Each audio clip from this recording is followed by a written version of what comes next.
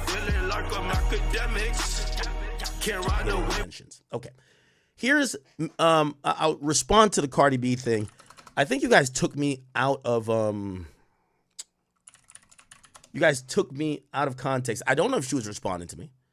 I don't know if she was responding to me at all, but I did see a clip. There's a short clip. Oh, is it this?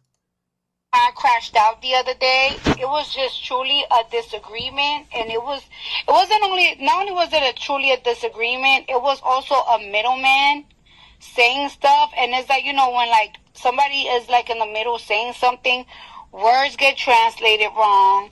People don't know who said what said this, what said that, and yada yada yada.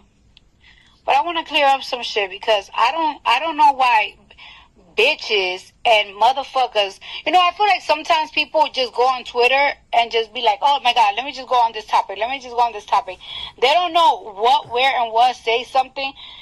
They just like make shit up. First of all, for y'all to say that I turned in my album and they said no, let me tell you something. My label have heard all my songs as I do them, because they always check on me every 3 weeks, a month. They always check in like, hey, they pay for the studio. So, by the way, another thing I'll say too,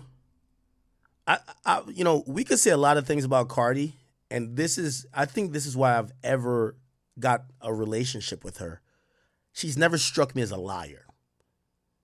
Like, I've never thought Cardi got online and lied.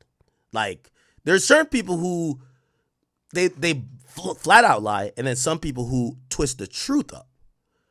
Cardi, honestly, she's a really straight shooter to me. And by the way, I want to clarify. I know you're like, just play the fucking clip, but I got to clarify if any of this was because of people took what I said. I want to be very clear in what I either said or I currently mean. Number one, there is a change of the top brass at Atlantic. Those people have to gel and have to mix with the artist that's been there before. Okay? It's a new type of system on how they're dealing with artists. None of that means they don't prioritize Cardi, they don't like Cardi, or they want Cardi's music or whatever to go away. I've said as well, they're so heavily, like, Cardi is someone that you sign to a franchise. Like, she has the max deal in your franchise. You're committed to her. You're going to build around her, whether you like it or not. If you inherit Atlantic, Cardi is of the highest importance. You don't buy the team, and I'm using just sports terms. You don't buy the team if you hate the fact that this is your number one person. And if you do, it's going to be hella hard to get out of it. So the current staff of Atlantic, they also, and I know this is a fact because I speak to them. I told you, I speak to the guys at 10K. They're my peoples. They love Cardi. Now, is it the same working relationship? Probably not. What does that mean? You know how Cardi says she talks to her label every 3 weeks? Well, it might be a little bit different with how they check in on stuff. They might be also like, hey, Cardi, this is our outlook for how you should go with things, while maybe the other group that used to run Atlantic used to go with another outlook. Or maybe they used to say, Cardi, you just do what you want. We'll just fund it. Those things are going to be very different, okay? Because you're having a change at the top. But I want to make it very abundantly clear.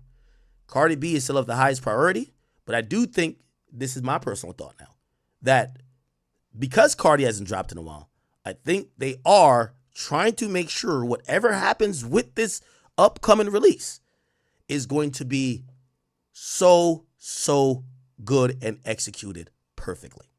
Right? So I don't know if people took what I said and other people spoke about this, but I don't know if I'm only addressing what I said. But please, that was not intended. If that was from me, so they clearly be like, "Hey, what's going on?" Sometimes they pop in and be like, "Hey, what's going on?" Just making sure you're working. So for y'all to be like, "Oh, she turned in her album and her label didn't approve," the heads of my label been hearing my album for a very long time. All the songs that I do, they've been heard it from the time I've been doing it. Because like I say, they always pop in and check in and whatever.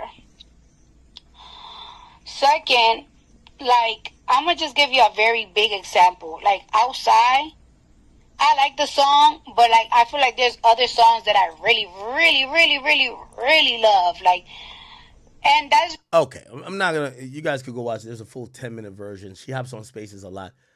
I personally have said I think this got to be the fuck Offset album. And I like Offset. Offset's a very cool guy. I speak to him all the time. But this is where this is where the interest is in Cardi's life. You've been through an entire relationship with a guy, had 3 kids, got married pretty early in the industry, and now it seems like that situation is over. We want to hear what you say, not on Twitter Spaces and rants. We want to hear what you say in music. So I think that's what the album should be. I haven't heard any music yet. I think Cardi had invited me to come listen to some songs. I haven't heard anything, but I would imagine whenever it comes out, it's going to be good.